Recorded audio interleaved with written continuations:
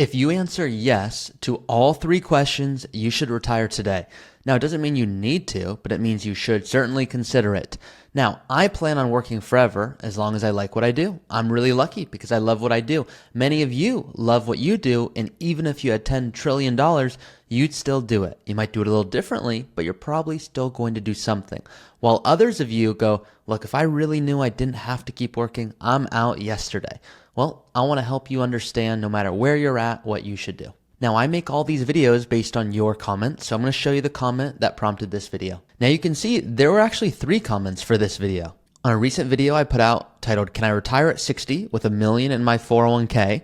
I got this comment left by Ned Merrill 6228, who says, if you like your job, keep working. If you don't, retire. Well, sorry, Ned Merrill 6228, but it's just not that simple.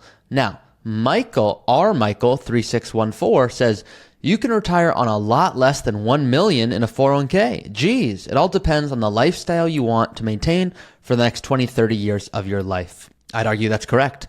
Bob Beckman 3735 replied, for some people, that would mean an enormous lowering of their current lifestyle. Don't hate the player, hate the game. Drop in the comments if you know what that's from. I like all the comments that were made. I think they all have sense. This person saying, hey, if you like your job, keep working. If you don't, retire. Well, it's just not that simple because a lot of you are working hard, really hard right now. If you go retire, you're not going to be living the real retirement you want to live. You might be eating top ramen and eggs like when you were in college. Now, many of you didn't go to college, and so don't start hating on me, all right? I would argue the majority of people I speak to, I end up liking them more when they did not go to college because they seem to be more interesting. But that's a separate topic. We're going to dive into these 3 questions, and you're going to have total clarity in the next few minutes. My name is Taublieb. I'm a financial planner, a certified financial planner, should I say. And I am the host of the Early Retirement Podcast and the Vice President at Root Financial Partners. Everything I always go over is for informational, educational, and fun purposes to help you get confidence so that you retire early, not too early and run the risk of running out, and not too late where you're mad at me because you wish you retired earlier if you are in a fine spot to do so. Question number 1, do you have enough coming in to replace the income you want in retirement? Let's think about it like this. So some of you are going, look, I make $120,000 a year right now, and when I retire, I want to be able to have $100,000 a year. So I think I can make that work. But right now, if you make 120, there's also 401k contributions that get taken out, and insurance premiums, and long-term care, and other deductions, possibly with your income. So the point is, you don't need to exactly make $120,000. You might need to make way less, and in retirement, you might have a very different spending strategy. You may no longer, should I say, have a mortgage. So that's one big expense you might not have to worry about. But at the same time, you might want to add more travel. So the point here is, let's assume, like this example from this comment here, who from Michael 3614 says, you can retire on a lot less than $1 million. It depends on the lifestyle you want to maintain. Yes, yes, yes. So let's assume I have $1 million in my 401k and I'm 60 years old and I want to go retire. Let's also assume, because that's what we have to do here, we have to make assumptions, that I want to spend $5,000 a month in retirement. So $5,000 a month. Now I need $5,000 a month after taxes, and I need that to keep up with inflation. So I need $60,000 a year, and I'm a happy guy. Well, my $1 million, there's something called the 4% rule. Now, I don't love the 4% rule. If you know what I prefer, put it in the comments. It's actually the featured video in my channel. So if you go to the homepage of my channel, you'll see it's called This is the Only Withdrawal Strategy to actually use if you retire early. But for this video, we're going to keep it simple. You can take out 4% of your portfolio, and that study showed that money will be designed to last for 30 plus years. So if I take $1 million and I take 4% of that, that's $40,000 a year, which means, once again, I want $5,000 a month. That's $60,000. If $4,000 can come from my portfolio, that means $2,000, that's got to come from somewhere. And that's the question. Is that coming from rental income, inheritance, Social Security? If I theoretically had $2,000 coming in for Social Security and my portfolio could create $4,000, well, that's $6,000 a month right there, and that more than enough. But once again, we need $5,000 a month after taxes, adjusted for inflation. So Social Security tends to grow a little bit slower than inflation. And at the same time, I want to make sure we understand It depends where you live. If I have $1,000,000 and I want to take out $40,000, I might need to take out $45,000 to actually end up with $40,000 because I have to pay taxes and then live off the money. So we need to make sure we're accounting taxes into this. But to keep it simple here, if I wanted to spend $5,000 a month in retirement and I had $6,000 coming in from my portfolio and Social Security, I'm good and I could theoretically go retire. Now, that's question number one. So if you are right now going, look, I want to spend $10,000 a month in retirement or $2,000 a month in retirement, anywhere along that spectrum. If your portfolio has the means to support that and you have other income that might be helping out as well, you're good. Like that's question one to making sure you can retire. Don't overcomplicate this. Some people want to go, yeah, but what am I going to spend exactly the first year and then 2 years in and then 5 years in and then 20 years in? Hey, we'll get to that. But at first you want to ask yourself, can you retire?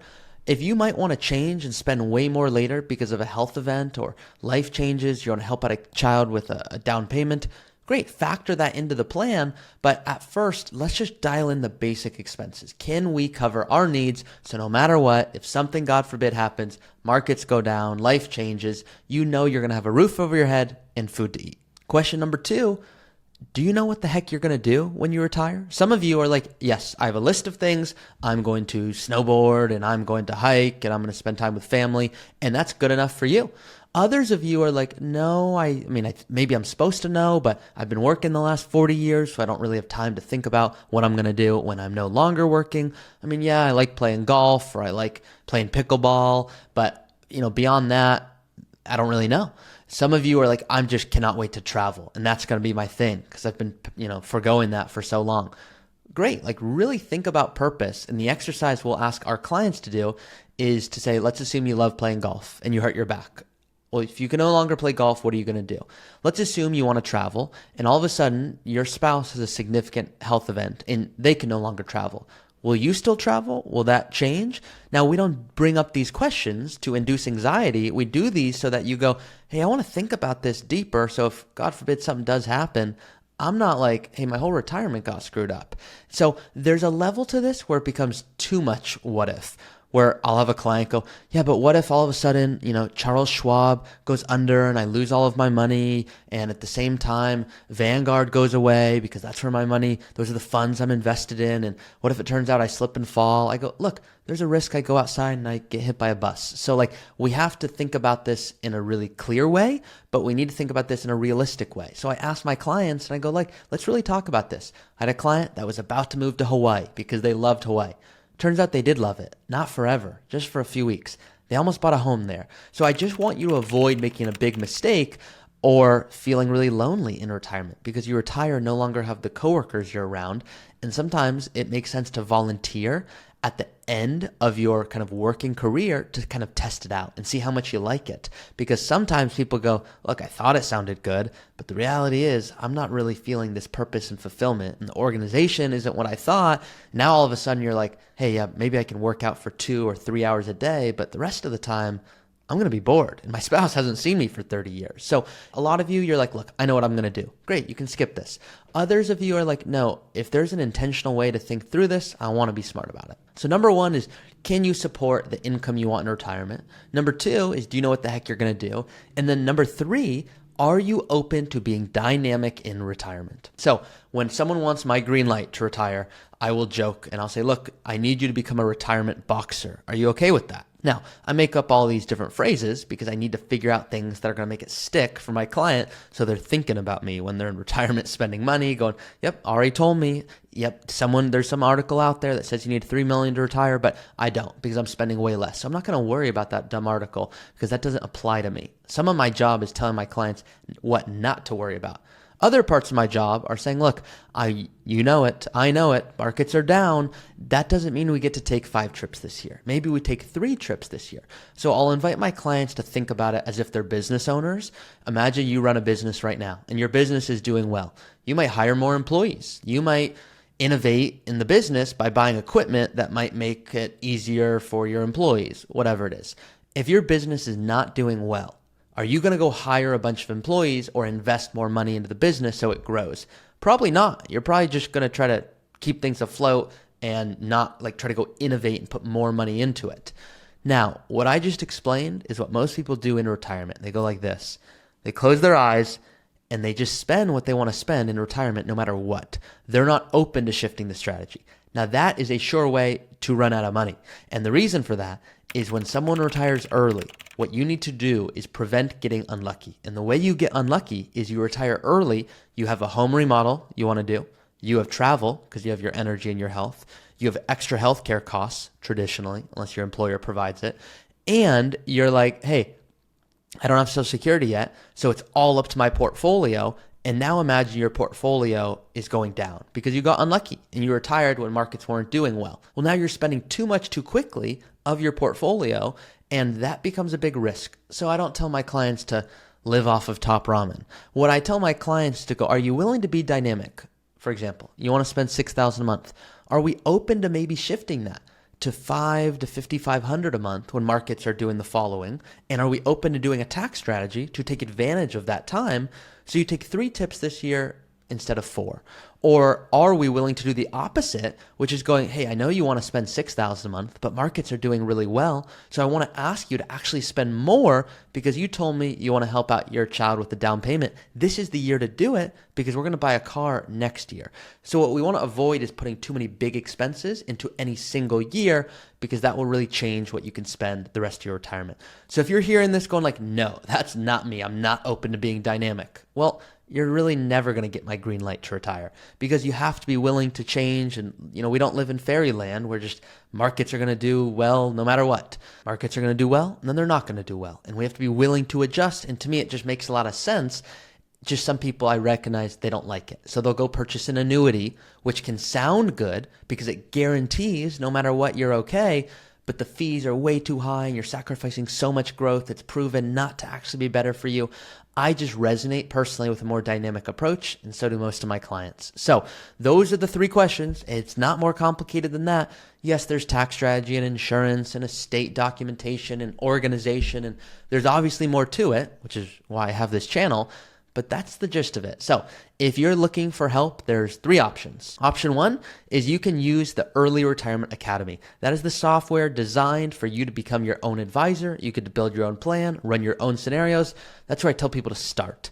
Now, if you've gone through that and you go, look, that's great, but I really need some one-on-one guidance because I want to work with your team.